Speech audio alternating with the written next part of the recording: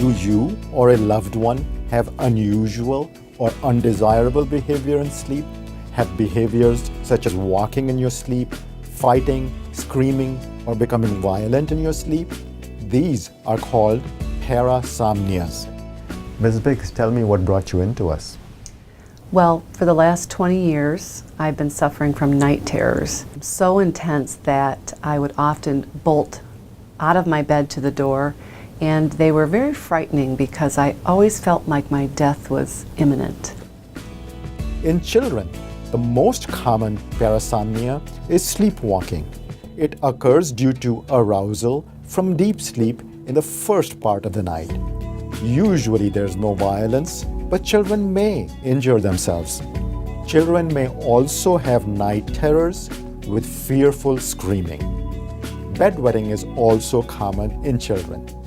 If the child snores, we do sleep testing to check for sleep apnea. If there is risk of injuries or concern about seizures in sleep, we do sleep testing and an EEG. Children usually grow out of parasomnias.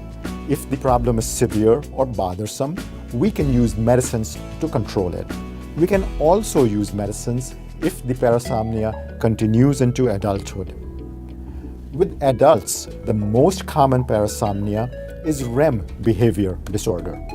During the REM stage of sleep, we dream and our muscles are paralyzed. If this muscle paralysis fails, we can act out our dreams.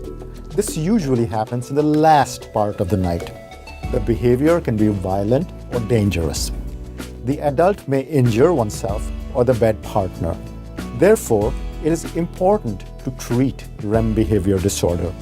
We do sleep testing and EEG to confirm the diagnosis and check for seizures.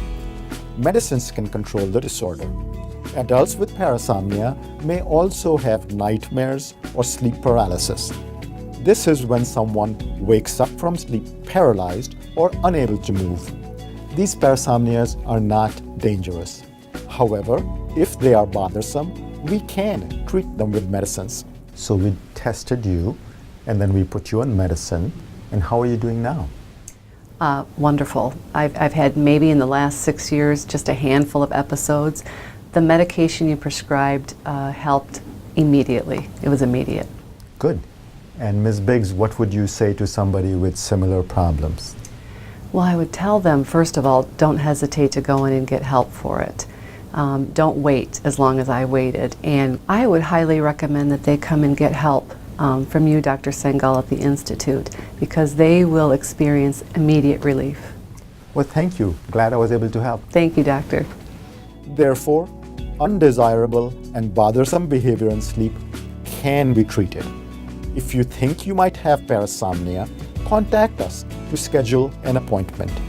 In particular, if your condition is dangerous or violent, evaluation and treatment are a must.